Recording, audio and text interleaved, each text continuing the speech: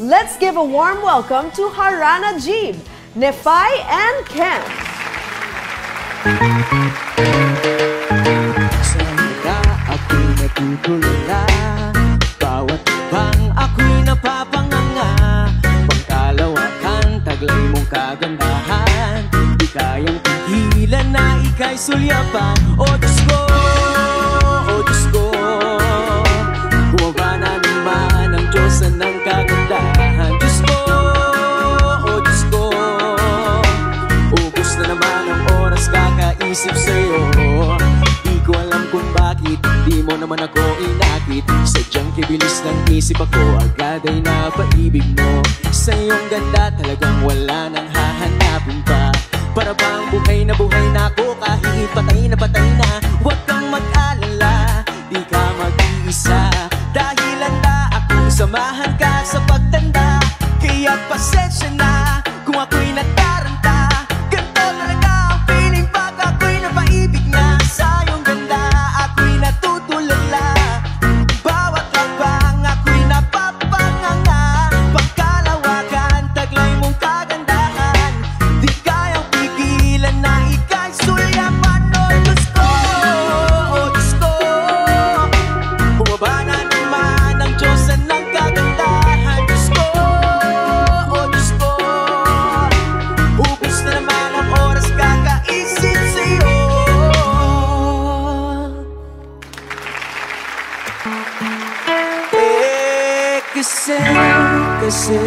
Kasi mahal na nga kita, alam mo ba? Handa kong ibigay sa'yo kahit huling pangalan ko.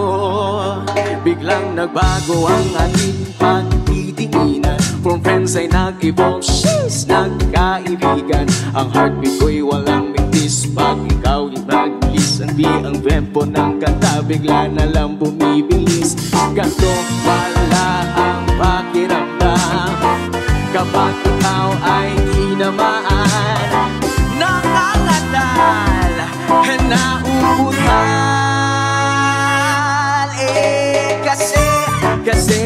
Kasi mahal na nga kita, alam mo ba? Handa kong ibigay sa'yo kahit huling pangalan ko. Kasi mahal na nga kita, rararamdam mo ba? Handa akong samahan ka hanggang sa ating pagtanda. Kasi mahal na nga kita, alam mo ba? Handa kong ibigay sa'yo kahit huling pangalan ko.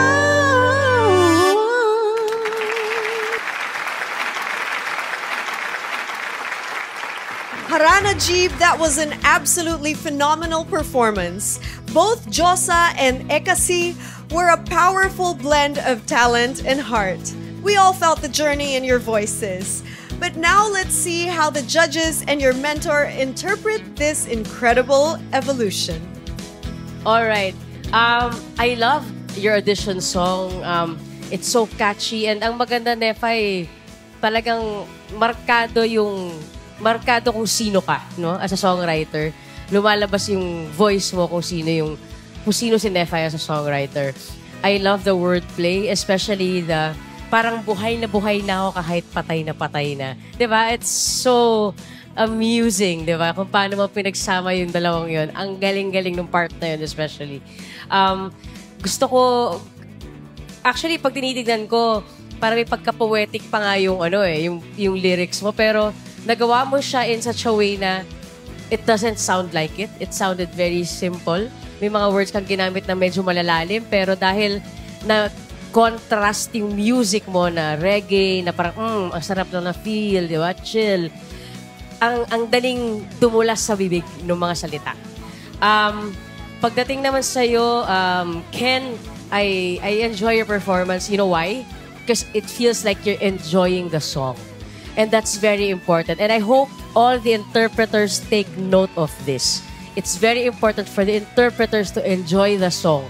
Because us, the audience, cannot enjoy the song if we see that you're not enjoying it. Diba? And at the end of the day, kahit competition ito, it's all about that. Diba? Makita naming masaya kayo, makita naming nag-e-enjoy kayo sa kantang kinakanta nyo. Medyo pinapahirapan ka lang ni Nepay, no, Ken? Kasi ang hahaba ng mga phrases niya. Right? Awayin mo. Ngayon na. Hindi, charot. So, it's very important that you mark your breath marks talaga. Kasi, ang napapansin ko lang, pagdating sa mga dulo na words, medyo nafa-flat ka na. That means wala ka ng hangin. So, importanteng mahanapan mo siya ng tamang breath marks para pagdating sa dulo, masustain yun, hindi ka mag-flat, hindi ka mag-sharp, kasi may hangin ka pa na nagdadala dun sa boses mo. Ako, I enjoyed your performance. I enjoyed the song. Keep it up, guys. Very, very good. Arana Jeeb. Ayan. Ken and Nepay. Ay, naku. Apakaganda ng awitin na ito para sa brand na naibigay sa inyo, Gigabyte. Ang team ay Evolve. So, yung isip ko kanina, parang love song yung kanta nila. Asan napunta yung Evolve? Tapos binigyan mo ko, Nepay, nung line na biglang nagbago ang ating pagtitinginan. From friends ay nag-evolve. Sheesh, nagkaibigan. Doon mo nilagay. Parang kung sabihin na ibang tao, parang ang cheesy. Pero yun yung magic nung pagiging songwriter mo. Alam mo kung ano yung strength mo. Hindi ka conscious na parang, ay, ano ba ako dito? Cringy ba ako or whatever? Alam mo na, ganito ako eh. May pagka-cheesy ako, may pagka-hopeless romantic ako eh. Tapos ini-embrace mo yun. Yun ang cool. And I think you're a very cool songwriter kasi wala kang takot sa pagsusulat ng mga ganitong klaseng cutesy na lines kahit lalaki ka. Sobrang astig nun para sa akin. And apakaganda ng melody. Oo, kasi, mahal na nga kita. Di ba parang ang dali niyang napakalagkit na kanta na dumidikit sa mga nakakarinig. And this song is not just a brand song for me. Ito ay singleable, Spotifyable, TikTokable. Kaya naman, I'm rooting for you guys. Congratulations. Kaya naman tayo. Ken, itong pagkanta mo, I think ang isa sa mga ginto about you is yung melody ba kasi parang hindi pang singing contest eh. Pero somehow, nilalagyan mo siya ng shining moment na biglang lumilipad talaga yung kanta. And sobrang sakto lang, hindi OA. Pagpatuloy mo lang yung paglagay ng magic sa mga sinusulat ni Nepay. I'm very excited sa mga gagawin niyo pa sa competition na to. Congratulations. Thank you po. Salamat po. Galing. Okay. For both songs, no? Nakita ko strength mo, Nepay, yung choruses mo. Sobrang lakas ng hook. Both your songs. Lakas. Ito nga kanina nga, sa pag-ano pa lang namin nakakanta na namin yung kanta mo after ng song mo Ganun kalakas yung hook. That's very important. At pagkasulat, sobrang, alam mong veterano na yung mga linya mo, ang dami mong sinasabi, pero I admire also Ken by saying this na ang hirap Hirap kantahin itong mga linya na to na hindi humihinga. Tapos may parts na talagang alam mong kailangan niya na mag-hit ng high notes. Ginagawa niya ng paraan Alam ko naman simple lang yung melody, bilang tutulugan niya na something, kailangan kong gawin to para maingat ko rin sa sarili ko. Which I appreciate. No? Naririnig ko yung prowess, yung range mo, yung vocal calisthenics mo without na pilit, hindi siya pilit. Kasi minsan, di ba, pag alam natin pag pilit yung talagang walang sense nilagay niya lang doon. Ikaw hindi. Nilagay mo yun for a purpose.